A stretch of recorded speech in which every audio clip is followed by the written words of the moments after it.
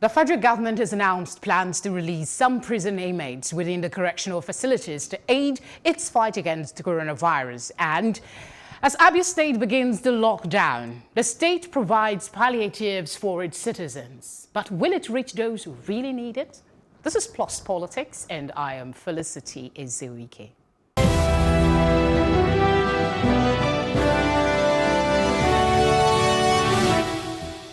You're welcome to the program.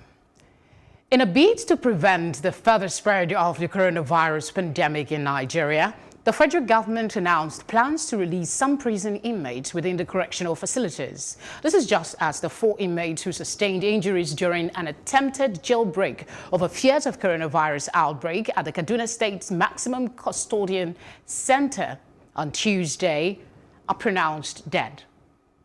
Since leadership is at the crux of managing this crisis, we'll also discuss Nobel laureate Wole Soyinka's position that President Muhammadu Buhari was slow to respond to the crisis and that he would rather take directives from a state governor. But first, let's introduce our guests. In the studio is legal practitioner Dele Farotimi. Thank you very much for joining us. Thank you very much for having me. And we will be joined via telephone by the PRO of the Nigerian Correctional Service, Lagos. That's Rotimi Oladokun. Thank you very much for joining us. Rotimi, can you hear me? Okay, we'll try and establish contact with him and get to it. But let me start this way.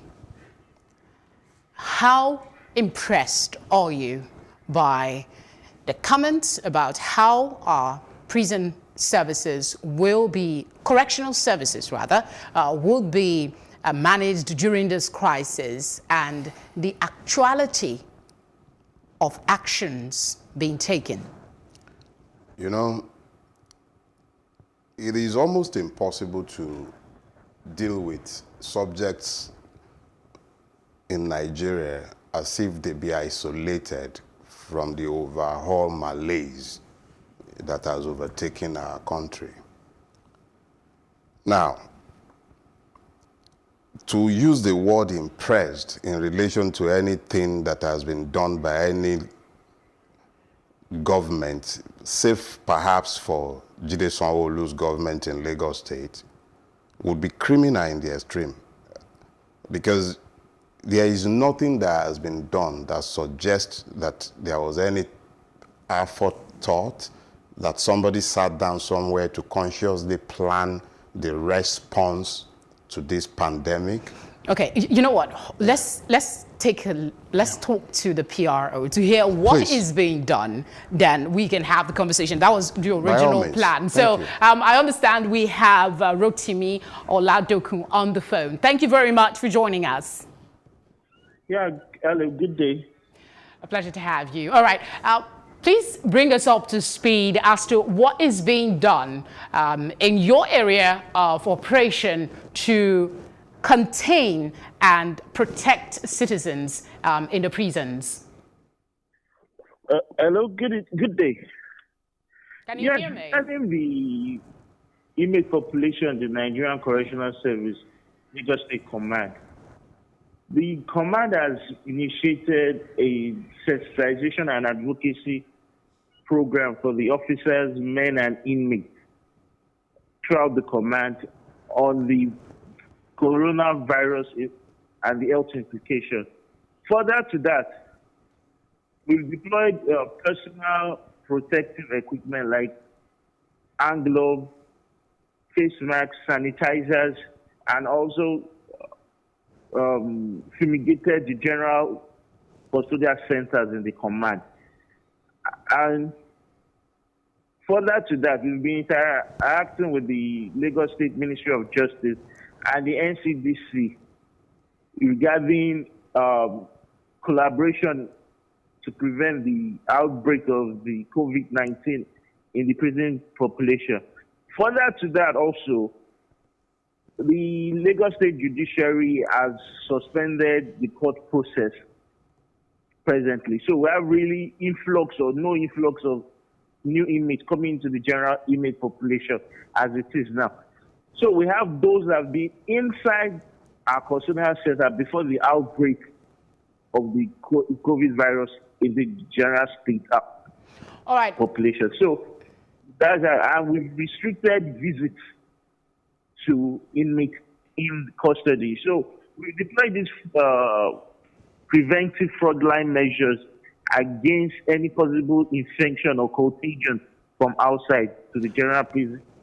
Okay, I want to ask you, talk us through how you are managing to implement the social distancing and basic hygiene, which is washing your hands regularly, aside all the other preventive measures you've taken.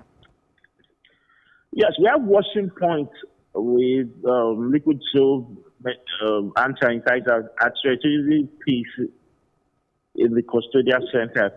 So coming into the custodial center, your temperature is taken, you wash hands, you sterilize, you move in. So, and each cell has those wash hand points. Okay. Hello, can you hear me? Yes, yes. We're still with you. Yes. So we deployed this at all the cell points and vantage points within the general custodial centers. And there's always further advocacy with the public health department unit on inmates and officers and men about the danger. So obviously the visit has been suspended and all activities that require large gathering of inmates have equally been suspended. All right, let me ask you this question quickly. At the federal level, we understand the Minister of Interior, Rauf Aregbesola, talked about, decongesting the prison via releasing inmates who are detained for minor offenses. This is going to be across the correctional facilities in the country. How is that playing out in Lagos? Well, in Lagos, we received directive from the National Headquarters regarding the presidential amnesty and the congestion program. So the criteria we've given, we forwarded the list to the National Headquarters for further processing. Has anyone been released? Presently, no. We're still waiting for that direction from the National Headquarters. Okay. What more can you tell us about the preparations as to... We heard in Kaduna State there was a riot and 4 inmates died from injuries sustained. What are you doing to truly sensitize the inmates in your area of engagement to avoid a repeat of such a scenario over fears that there might be an outbreak? Well, in Lagos State Command of the Nigerian Correctional Service, the controller of the command has been up and union. He conducts regular supervision and inspection of all the custodial centers. He engages with the officers in charge, the men and the inmates particularly, and sensitizes them about the current danger about the COVID virus pandemic. Further to that, their ration, their feeding, are well provided and well taken care of. So there's no fear of any unrest in Lagos State Command. Everything is working perfectly and the inmates are always briefed.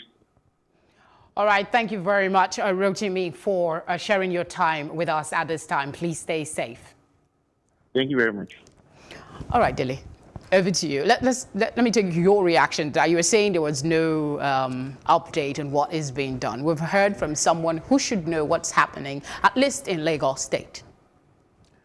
I'm trying my best to keep a straight face, but I think first and first, we should thank Mr. Farotimi for at least he's come out and he's made the best of a bad job, trying his best to sell a position that obviously isn't going to sell to anyone who knows anything about the workings of the Nigerian prison services. They might call it correction or remand or whatever name they might care to call it. At the end of the day, what it is a place where society has gone to keep people whom it has found reason to conclude are useless. Even those who are on the streets are already considered expendable. How much more those who have been locked away who nobody really watches over. Now, in a fit of conscience, years back, I joined my church's prison visitation department. I'd been a lawyer for some years. I'd done some criminal defense work. I'd run away from it because I saw how dirty and non-correctional our justice system and the prison system itself actually is. So I walked away from it. But after a while, I started having pangs of conscience about all the people who might have benefited from my expertise. So I started volunteering, and I went back a couple of times. And I saw enough to make me know that I really do not need to live with the trauma of seeing what we do to people we call prisoners. Okay, let's at this time, what we're looking at, we have a plethora of problems, telling you, right? But for now, we have a crisis. Yes. And we need to find a way. They are human beings, they are citizens, irrespective of whatever any person thinks, and they need to be protected. It's part of federal government responsibility. So what I'm going to ask you, I know you have a lot of concerns, right? What I'm going to ask you is, how, in your opinion, at this time, this very crucial time, aside the measures that has been highlighted by the PRO, can they take to ensure that these people, for now, don't get further problems? Look, there is a problem I always have when we discuss Nigeria, and it is that you always think that you can deal with any issue in isolation from the madness that is already there. I'll try my best to just be concise and deal with the because we still need to move on to another issue. No problem. Here is the thing. If you're truly interested in the interest of the people who are locked away in our prisons, every person who is in prison for a non-violent crime that is not rape or robbery, that is a non-violent crime, something for which a fine might have been paid, they should be released forthwith. The fact of the matter is that those who are actually out on the street, who are out and supposedly free, are not any better protected than those who are in there, but their own situation is worsened by the fact that they are forgotten. He's talking about how they've blocked away visitors from the prison. What he's saying, in effect, is that some people are going to starve to death in that prison. He talked about because food, what food? Who are they lying to? Who are they lying to? Anybody who knows anything about our prison system knows that some people are feeding fat on monies that are budgeted for prisoners to be fed and clothed and whatever with. Some people make their money from that. That is what they consider their birthright, is their money. That's their deal. The jeep they ride comes from the money meant for that. Do you fear that even now that there might be a repeat of the scenario in Kaduna State, even in the midst of this crisis? Put it this way. We've sown a lot of lies for years. We're going to start reaping them pretty soon. Kaduna is just the tip of the iceberg. Maybe you're still talking about prisoners. It starts when people lose hope. How can we give them a little bit of that at this time? Let's even try to remember they exist. The first That's thing why we're having this conversation, really. We are talking. Somebody the people is watching. Who should be doing, they will watch. But there is a whole world of difference between reactions and responses. We knew we had the COVID outbreak upon us. We were aware that there were community-based infections more than 2 weeks ago. We knew that the prison population would be vulnerable. Somebody is the Minister for Interior. Some persons are responsible for managing the prisons. Ordinary missile outbreak, any form of epidemic in Nigeria, it always begins in those prisons because they are like ovals. Spaces that were intended for as little as 4 people is housing as many as 20, 30 in some cases. He's talking about segregation. How do you segregate people in overpopulated prisons? How? All right, leadership is part of the There is problem. no leadership. Don't let's fool ourselves. Okay, Look, let's Dele. Okay, let's start by taking a look at a reaction by Nobel laureate Wole Soyinka. He joined us for a chat in the news to express his thoughts. He reiterated his position on the matter of leadership, the lockdown, and, basically everything on how this crisis is being managed. We'll take a look at that clip and then we'll come back and continue the conversation here. Yes, the president himself has been very slow. And again, he bears the buck stops there. But again, this has to do with the advisors. The same thing during the crisis of the herdsmen. Just see how long it took the president to visit a scene of massacre. There's the people around him always. And exactly the same thing, was slow to react as a leader. I watched just yesterday a broadcast on TV on Sky News, I think. There was a queen who's been brought out, if you like, from mothballs to add her voice to the kind of leadership speech, attachment, identification, which had already been said by the prime minister of that nation. So even this felt that was not enough. And of course, they acted very, very early. Our president sat there, and then finally, that's why I called him Rip Van Winkle, that he woke up after a long sleep, and then started issuing orders. So what goes on there? This crisis goes back several months. The presidential task force was set up sometime in the middle of last month. Now that's not the tempo to take for an epidemic, a pandemic of this nature. And then we get these illiterate, mouthing, shooting their mouths out, talking about irrelevancies and Nollywood and the performances and so on. So how do we rate the president in circumstances like that? That's why I will take orders very happily from the governor at any time, of course, examining it critically. But I know I can pick up my phone or send him a text and say, listen, you're making a mistake here because this is not what we observe. All right. And there are many models to follow. Look at Sweden, for instance. Sweden is not, I'm not saying, again, let me backtrack. I'm not saying lockdown is wrong. I've locked myself here voluntarily. Now it's about 3 weeks. I'm not complaining. I'm not saying it's not good for the country. But I'm saying that those who can actually choose models are those who are right on the scene, like the governor, the chairman of local councils, etc. So I was going to refer to the model of Sweden, where, for instance, they haven't closed down schools, they have lots of public services running. It's an experiment, it's a gamble. One doesn't say that is perfect, but one is saying that let us always give ourselves options.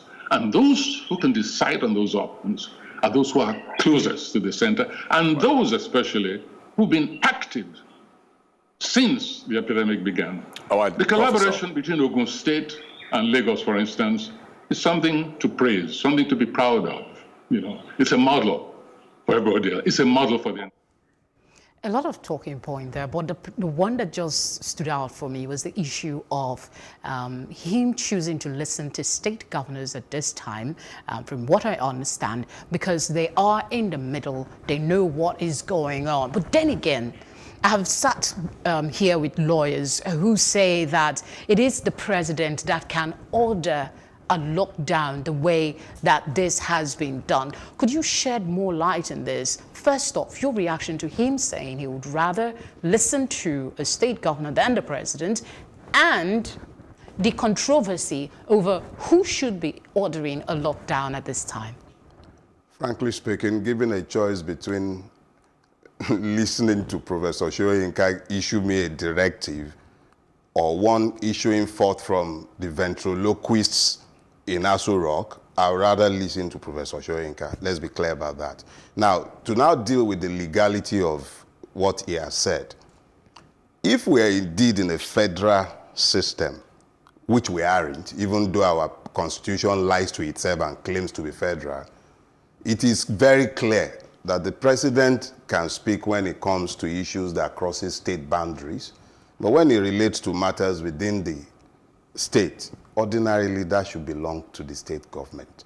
But because we run a constitution that is functionally unitary in nature, You can then have situations where Big Brother will sit down in Abuja and issue directives as if it was still Major General Muhammadu Buhari that is ruling over a military junta and dealing with the subjects, as it were. But because in reality, we have a system of government that is top-heavy. You have a situation where when Obasanjo was there and he was that big egomaniacal man with all his ideas, brilliant some of them were, even though they were badly executed, by sheer force of his character, he could continue to carry on as if it were a military regime, and a lot of people, by sheer force of his charisma, will follow. But in a situation where there is a failure of leadership from the top, it becomes prudent to begin to listen to the men who are at the local level, who are closer to the people, and by far more responsive than the federal government has been in this crisis. But there seemed to be that the argument from the presidency that this cannot be a decision that's made in isolation. We have, for instance, the Nigeria Governors Forum. We saw pictures of the Lagos State Governor going to give an update to Buhari. Whatever the argument is about that is irrelevant at this moment. But we know that there is some sort of communication and that this decision was not just taken in isolation. So when we say, yes, there are lots of problems, but that kind of leadership, this lockdown, hasn't it done us some good? I will come back to what you've said, but there is something that keeps popping to mind every time we try to discuss Nigeria, and it's the Yoruba proverb of the lying farmer, the one who plants 100 mound of yam, and he proclaims to the entire world that he's planted 500. When he's done eating the 100 that is real, he would have to eat the 400 that are imaginary. When there is a leadership gap, people necessarily find ways to fill those gaps. There is a gap. Power abhors vacuum.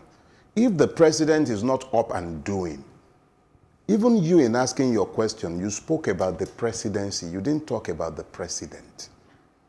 You didn't talk about a person. Leadership inheres in persons who works within systems. We lack leadership in Nigeria.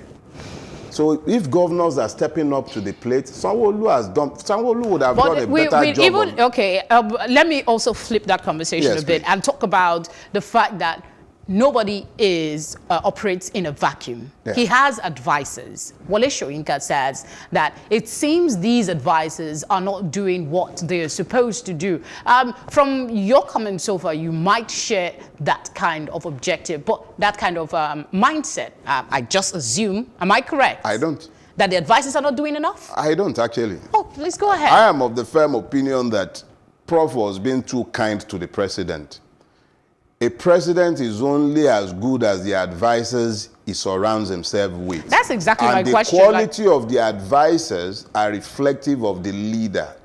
And when you see what they hold primary in their duties to the president, you have a clearer picture of what the president's priorities are. When they followed him to Dapchi in the immediate aftermath of the kidnap, they made sure to carry the red carpet because they knew the president was interested in having the pomp of his office in place. It wasn't about the condolence to the families or any commiseration. It was about functioning in his office as the president of Nigeria. They remembered the red carpet. Dele, so if they are not remembering now, I mean, it's been said every time that we are as good as the people that we put in power. I don't know if I'm paraphrasing. But we have a situation. There was an election. If we allowed it to be rigged, we also have a part to play. I don't argue with the man carrying a gun. Dele, this is a reality right now. We have a crisis and we need leadership. What is the way forward for us? Good. First thing first, understand that the least of our problem is the pandemic itself. Nigeria has bigger problems than the pandemic. All this shutdown, we're just lying to ourselves. Take a drive around Lagos or walk around Lagos if you are able to in the dead of night. Around 9, you will see how crowded the streets are in some parts of this town. Look, the key thing we need to be telling ourselves goes beyond the headless reaction and panic. It's about looking at the situation we are in a clear-headed manner. First thing first, we don't have leadership. Let's be clear about that. Whether we can remedy that in the coming years, that's another ball game entirely. So how do we get out of this without leadership? Frankly speaking, nature abhors vacuums. And as Wole Soyinka had pointed out, Abiodun stepped up in Ogun State. So he's able to follow Abiodun's lead. I am proud to say that for the first time in Lagos, somebody rose to the occasion. I didn't say so. Watch my word and listen to it carefully. He rose to the occasion. For all it is worth, even if it's only for the audiovisual benefit of the leadership provided, Jide Sanwo-Olu is doing something.